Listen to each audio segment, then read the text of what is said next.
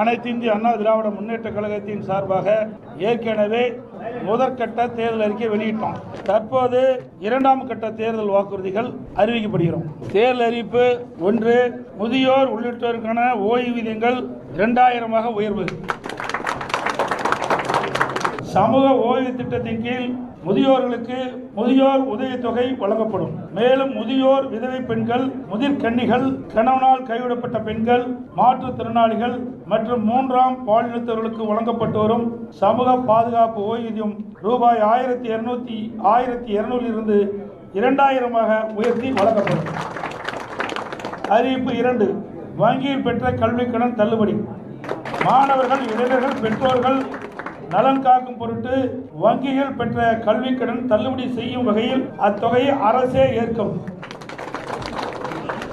அறிவிப்பு 3, வாழ்வாதார உதவியாக கேஸ் சிலிண்டர் மானியம்.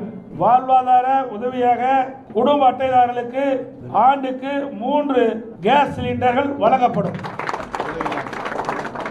தமிழர்கள் வீர விளையாட்டுக்கான ஜல்லிக்கட்டில் வீரர்கள் காளையை பிடிக்கும் போது அசம்பாவம் ஏற்பட்டு உயிரிழக்க நேரிட்டால் அவரது குடும்பத்தாருக்கு ரூ. 10 லட்சம் வழங்கப்படும். அதேபோல் தமிழர்கள் வீர விளையாட்டான ஜல்லிக்கட்டு விளையாட்டின் போது காலையில் அடக்கும் ஜல்லிக்கட்டு வீரர்கள் அசம்பாவம் ஏற்பட்டு உயிரிழக்க நேரிட்டால் அவரது குடும்பத்தாருக்கு ரூபாய் 10 லட்சம் வழங்கப்படும். அதேபோல் படுகாயமடைந்தவர்களுக்கு மருத்துவ சிகிச்சைக்காக ரூ. 2 லட்சம் வழங்கப்படும். அரசாணை வழங்கப்பட்ட இடங்களில் நடைபெறும் ஜல்லிக்கட்டு போட்டிகளை எழுச்சியோடு நடத்துவதற்கு அரசின் சார்பில் மானியமாக 5 லட்சம் வழங்கப்படும். ஜல்லிக்கட்டு போட்டி நடத்துவதற்கு தற்போது கடைபிடிக்கப்பட்டு வருகின்ற ஆன்லைன் முறையை ரத்து செய்யப்படும். ஏற்கனவே இருந்த பழைய நடைமுறையை மேனுவல் மீண்டும் பின்பற்றப்படும். அறிவிப்பு 5, சிறுபான்மை வகுப்பைச் சேர்ந்த மகளிர் சுயதொழில் தொடங்குவதற்கு வட்டிலா கடன் மற்றும் மாற்றுத்திறனாளி கூட்டுறவு வங்கிகள் வாங்கிய கடன் தள்ளுபடி. இஸ்லாமிய, கிறிஸ்துவ மற்றும் ஏனைய சிறுபான்மை வகுப்பைச் சேர்ந்த மகளிர் சுய தொழில் தொடங்குவதற்கு வட்டிலா கடன் வழங்கப்படும். மாற்றுத்திறனாளிகள் கூட்டுறவு வங்கியில் வாங்கிய கடன் தள்ளுபடி செய்யப்படும்.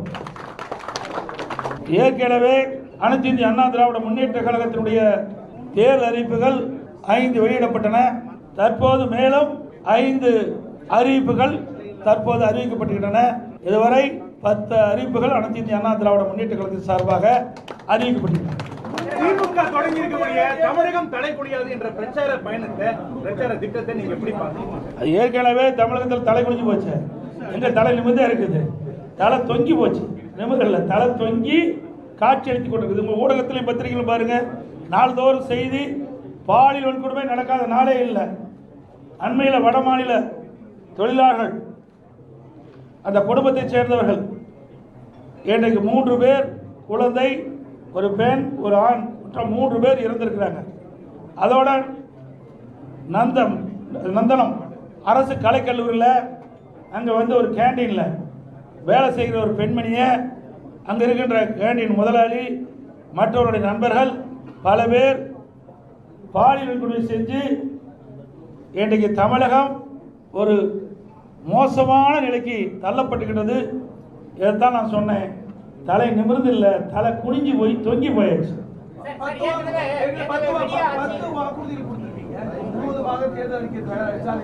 அதாவது படிப்படியாக தேர்தல் அறிவிப்புகள் பொதுமக்களிடத்திலும் வரப்பட்ட கோரிக்கையின் அடிப்படையில் இந்த அறிவிப்பை வெளியிட்டிருக்கிறோம்.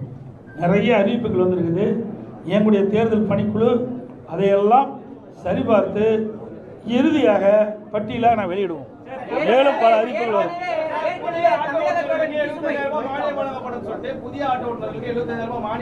அது வருங்க. அது அறிவிப்புல எல்லாம் வரும். ஒவ்வொரு அறிவிப்பா வரும். இன்னைக்கு தம்பி கட் ஆயிடுறான். ஏற்கனவே நாங்கள் அறிவிச்சதெல்லாம் ஒவ்வொன்றா அறிவிப்பு வரும். ஏற்கனவே நாங்கள் அறிவிச்சாச்சு. அதெல்லாம் தேர்தல் அறிக்கையில் இடம்பெறும். அது மட்டும் இல்லை, இன்னும் ஆட்டோ ஓட்டுநர்கள் இன்னும் சில கோரிக்கைகள் வச்சிருக்கிறாங்க. அந்த கோரிக்கையிலும் என்னுடைய பரிசீலனை இருக்கிறது. அதுக்கெல்லாம் இறுதி வடிவம் கொடுத்து அந்த ஆட்டோ ஓட்டுநருடைய கோரிக்கைகள் இணைத்து அதோட அறிவிக்கப்படும்.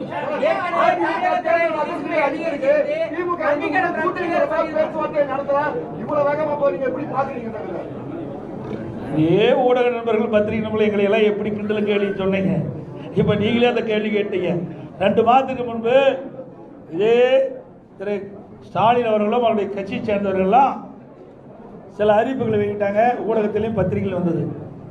எடப்பாடி பழனிசாமி கடையை விரிச்சு வச்சுக்கிட்டு இருக்காரு, அங்கே யாருமே கூட்டணிக்கு போகல அப்படின்னு சொல்லிட்டு இருந்த காலம் போய் இப்பொழுது அனைத்து இந்திய அண்ணா திராவிட முன்னேற்ற கழகத்திலையும் தேசிய ஜனநாயக கூட்டணியும் ஒரு பலம் வாய்ந்த கூட்டணியை அமைச்சாச்சு. இந்த கூட்டணியில் இன்னைக்கு அதிமுக, பாரதிய ஜனதா, பாட்டாளி மக்கள் கட்சி மற்றும் டிடிவி அவர்களுடைய அம்மா மக்கள் முன்னேற்ற கழகங்களாம் இணைஞ்சிருக்குது. இன்னும் சில கட்சிகள் இணைய இருக்கின்றன. ஏற்கனவே தேசிய ஜனநாயக கூட்டணியில் பல கட்சிகள் இருக்கின்றது. இப்பொழுது தமிழகத்தில் கூட்டணி என்று சொன்னால் அனைத்து இந்திய அண்ணா திராவிட முன்னேற்ற கழக தலைமையில் அமைக்கப்பட்ட கூட்டணி தேசிய ஜனநாயக கூட்டணியோடு அங்கமைக்கின்ற எங்களுடைய கூட்டணி தான் பலம் வாய்ந்த கூட்டணி.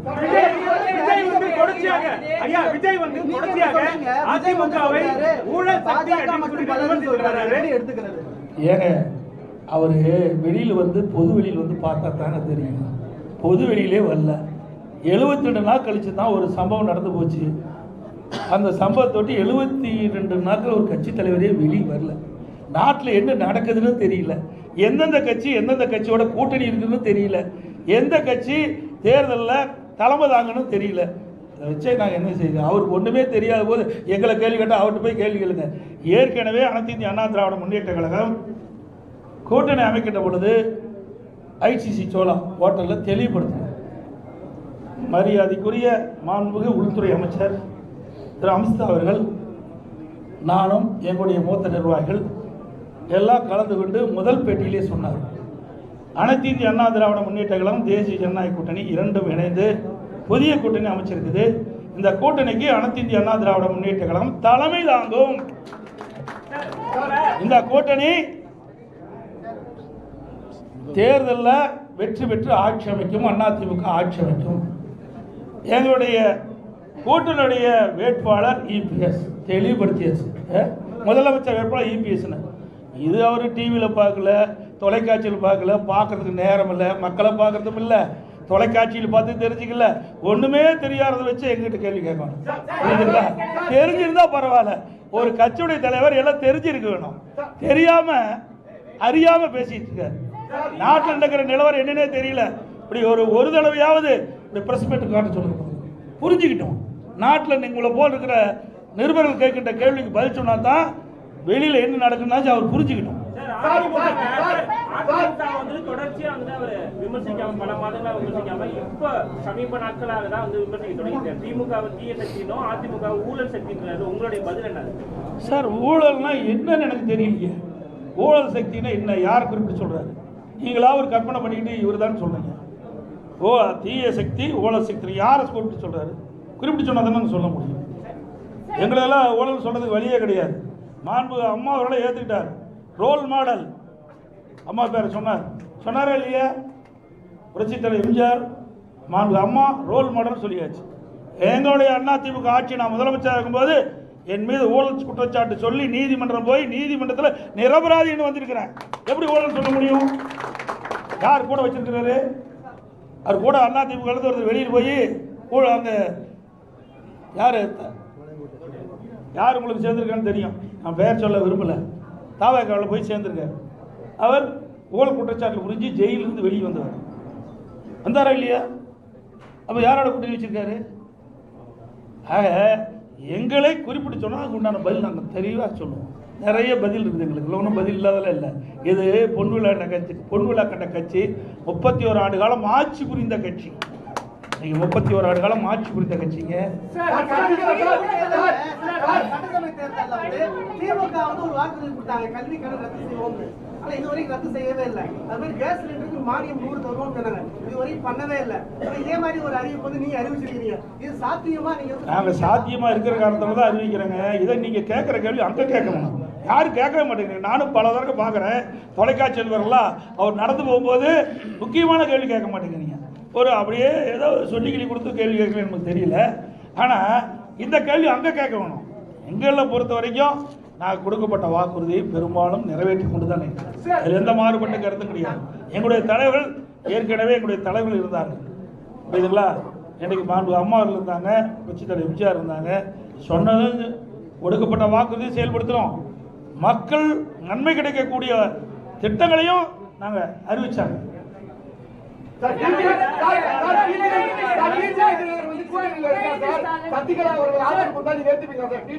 சார் அதெல்லாம் ஏற்கனவே முடிஞ்சு போச்சு. அதை ஏன் திருப்பி பேசிட்டா சார்? நான் ஏற்கனவே தெளிவுபடுத்திட்டேன். திருப்பி கேரள ரெக்கார்டு மாதிரி கேட்காதீங்க. அதெல்லாம் ஏற்கனவே முடிந்து போன கதை. அதை திருப்பி பேச வேண்டிய அவசியம் இல்லை. உங்களுக்கு பத்திரிகை ஊடகத்துக்கு விறுவிறுப்பான செய்தி வேணும், அதனால சொல்றேன். இனி இது மாதிரி கேள்வி கேட்காதீங்க. நான் ஏற்கனவே தெளிவுபடுத்திட்டேன்.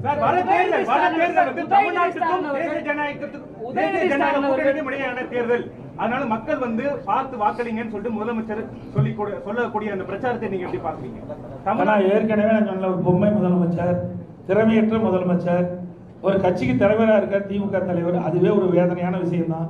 நல்லா சிந்திச்சு பாருங்க. இது எந்த எலெக்ஷன் இருக்குது? இது தமிழ்நாட்டில் யார் ஆட்சிக்கு வரணும், யார் ஆட்சிக்கு வரக்கூடாதுன்னு நடக்கிற தேர்தல்.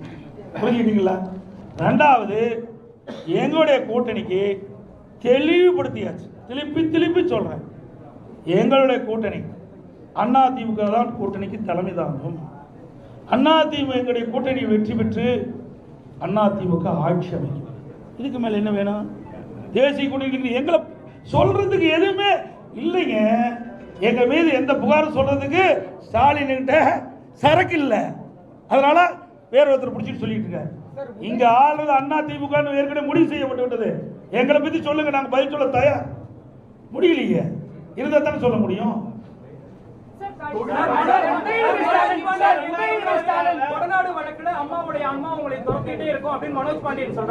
அதனாலதான் ஆன்மா துரத்தங்காட்டி தான் அங்க ஓடிட்டு அண்ணா திமுக.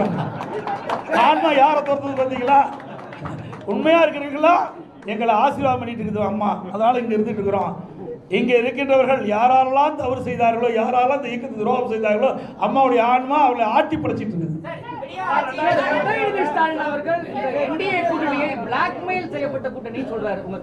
அவங்களுக்கு ஒரு வாய்ப்பு கொடுங்க.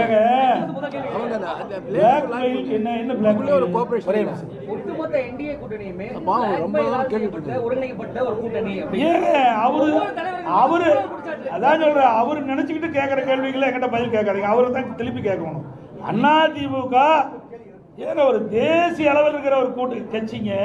முதல்ல புரிஞ்சுங்க, தேசிய அளவில் இருக்கின்ற கட்சி தேசிய ஜனநாயக கூட்டணி நாட்டை ஆளுகின்ற கட்சி. புரியுதுங்களா? அந்த நாட்டில் இவர் இருக்கார். ஸ்டாலினும் இந்தியாவுக்குள்ள தான் இருக்கிறார். தமிழ்நாடுங்கிறது ஒரு மாநிலம் தான். பல மாநிலங்கள் ஒன்றாக இணைந்து அந்த மாநிலத்தில் ஆட்சி புரிகின்றவர் தேசிய ஜனநாயக கூட்டணி. அவர் இந்தியாவில் மறந்துட்டு பேசுறார். வேற மாநிலத்தை மேல நாட்டில் இருக்க மாதிரி பேசிட்டு இருக்காரு. புரிஞ்சுல? அவரும் இந்த நாட்டில் தான் இருந்துட்டு இருக்காரு. ஏன் அடிக்கடி கடிதம் எழுதுறாருல்ல? மீனவர் காணாமல் போனால் கடிதம் எழுதுறாருல்ல? எதுக்கு எழுதுறாரு? அந்த அதிகாரம் யார்கிட்ட இருக்குது? மத்திய அரசாங்கத்தான் இருக்குது. வேண்டுமென்றே திட்டமிட்டு பேசுவதற்கு ஒன்றும் இல்லை. அதனால இப்படிப்பட்ட அவதூறு பிரச்சாரத்தை பரப்பிட்டு வர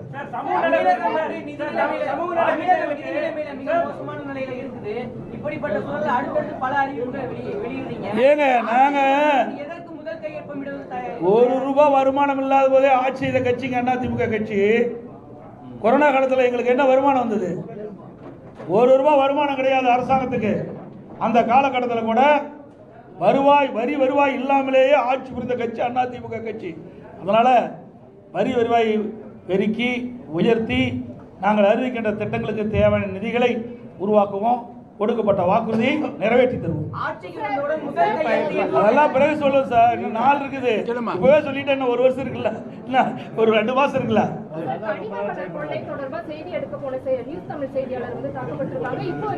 அதாவது எங்களுடைய கட்சி சேர்ந்தவர்கள் தாக்கப்பட்டவர்கள் நேரடியாக போய் ஆறுதல் சொல்லிட்டு வந்தாங்க. மருத்துவமனைக்கு நேரடியாக போய் எங்களுடைய இயக்கத்தை சேர்ந்தவர்கள் அந்த பாதிக்கப்பட்ட பெருமரடி சந்தித்து ஆறுதல் கொடுத்துட்டு இருந்தாங்க. நாங்கள் தான் ஏற்கனவே வன்மையை கண்டிச்சுட்டு இருக்கிறீங்க. நீங்கள் ஊடக நபர்கள் பத்திரிகை மூலம் அவர் தூக்கி பிடிச்சிட்டு இருக்கிறீங்க. அதனால தான் உங்களை அடிக்கிறாங்க. புரியுதா? தப்பாக நினைக்க வேண்டாம், யாரும் தவறாக நினைக்க வேண்டாம். அந்த கட்சி அப்படிப்பட்ட கட்சிங்க. திமுக கட்சி அப்படிப்பட்ட கட்சி. தயவு செய்து இனிமேலாவது உண்மை செய்தி வெளியிடுங்க. அன்போடு உங்களை வேட்டிக்கிறேன். உங்களுக்கு ஒரு பாதுகாப்பு கொடுக்குற கட்சி அண்ணா திமுக கட்சிங்க. நீங்க திமுக கட்சிக்கு எப்பொழுது பார்த்தாலும் எங்களை பத்தி தான் குறை சொல்லிட்டு இருக்கிறீங்க. இருமுனா குறை சொல்றீங்க, துப்புலாம் குறை சொல்றீங்க. ஆனா திமுக பத்தி ஒரு குறையும் எந்த தொலைக்காட்சியிலையும் வருவதில்லை, எந்த பத்திரிகையிலையும் வருவதில்லை. அதனால தான் அவங்க தைரியமா இப்படிப்பட்ட தாக்குதலில் ஈடுபடுறாங்க. நீங்க உண்மை செய்தி வெளியிடுங்க, மக்களே உங்க பக்கம் இருப்பாங்க, உங்களுக்கு மக்களே முழு பாதுகாப்பு கொடுப்பாங்க. இருந்தாலும் அனைத்து இந்திய அண்ணா திராவிட முன்னேற்ற கழகத்தை பொறுத்த வரைக்கும் உங்களுடைய ஊடக நண்பர்களுக்கும் பத்திரிகை நண்பர்களுக்கும் நிருபர்களுக்கு எப்பொழுதும் பக்க பலமாக இருப்போம். எந்த மாற்று கருத்தும் கிடையாது. அனைவருக்கும் நன்றி, வணக்கம்.